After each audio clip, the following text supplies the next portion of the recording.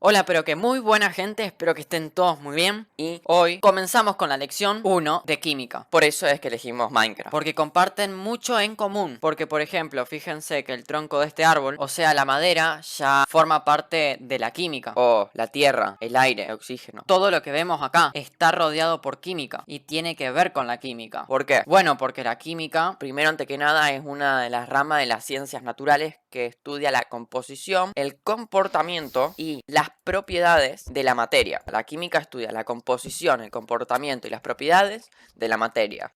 ¿Por qué estudiar la química? la química se encuentra presente en todos los ámbitos, desde nuestra vida cotidiana hasta aquello que no forma parte de ella. Así que el entendimiento de esta es súper importante para entender el mundo que nos rodea y su funcionamiento. Además, el lenguaje de la química es el lenguaje científico universal que se emplea ampliamente en otras disciplinas. Entender el comportamiento de los átomos y las moléculas nos permite comprender mejor otras áreas de la ciencia, como la tecnología y la ingeniería moderna. Por esta razón es muy probable que la química desempeñe un papel importante en el futuro. Pocos nos damos cuenta de lo enorme e importante que es la industria química. Solamente las ventas mundiales de productos químicos fabricados en los Estados Unidos ascienden a más de 400.000 millones de dólares anuales, dando así empleo a más del 10% de todos los científicos e ingenieros, por lo que, sin duda, contribuye a una parte muy importante de la economía, aunque a su vez hay que reconocer su poder destructivo cuando se utiliza de manera irresponsable, como por ejemplo las guerras químicas o nucleares. Esta nieve, el hielo, el agua, el aire, las nubes,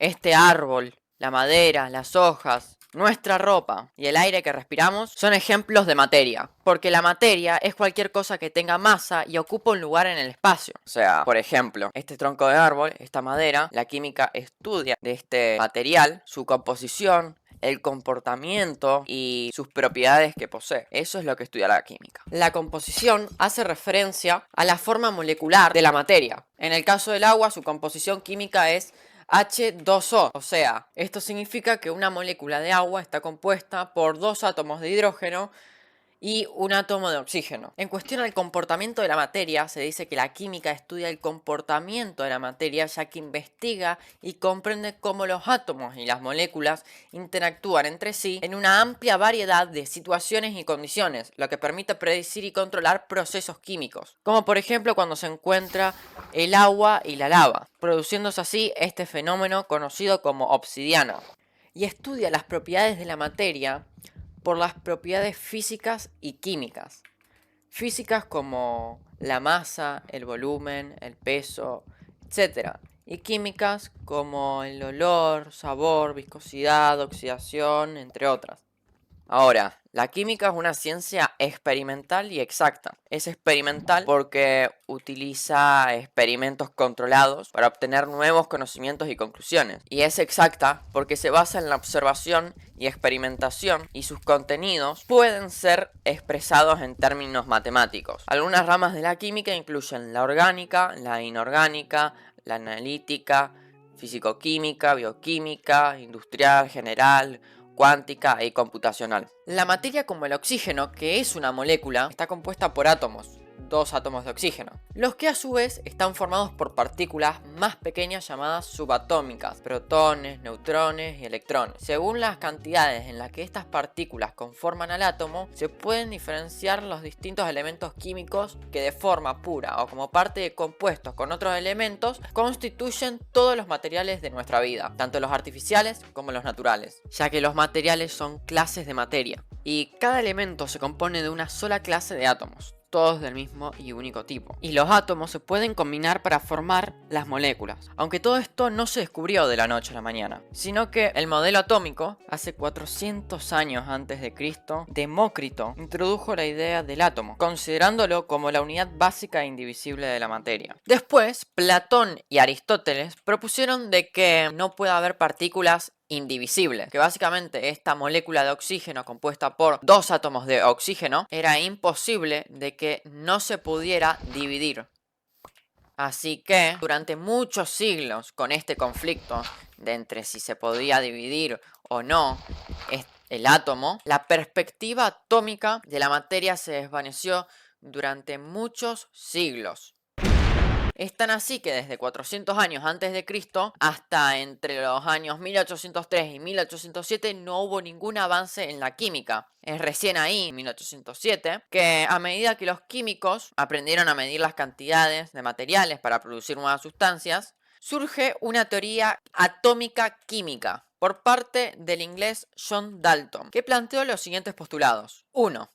Cada elemento se compone de partículas extremadamente pequeñas llamadas átomos.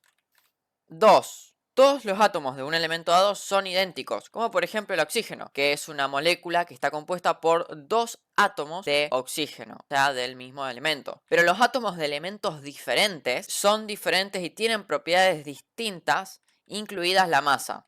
Como por ejemplo es el caso del agua, que es una molécula compuesta por 2 átomos de hidrógeno y un átomo de oxígeno. 3. Los átomos de un elemento no se transforman en átomos diferentes durante las reacciones químicas. Los átomos no se crean ni se destruyen en reacciones químicas. Y 4. Cuando se combinan átomos de más de un elemento, se forman compuestos. Un compuesto dado siempre tiene el mismo número relativo de la misma clase de átomos, como por ejemplo el agua, que está formado por, como ya dijimos anteriormente, que es H2O. O sea, muy importante, como señala Dalton, que un elemento se compone de una sola clase de átomo, como lo puede ser el oxígeno, que está conformado por 2 moléculas de oxígeno, mientras que los compuestos contienen átomos de 2 o más elementos, como lo es el agua, que está compuesto por 2 átomos de hidrógeno y un átomo de oxígeno, por lo que el agua es un compuesto y el oxígeno es un elemento. Así es básicamente como Dalton veía a un átomo. Después, Mendeleev en 1869 relacionó las propiedades de los elementos con su masa y publicó la primera tabla periódica. En 1904, Thomson descubrió el electrón, o sea que el átomo indivisible de los griegos antiguos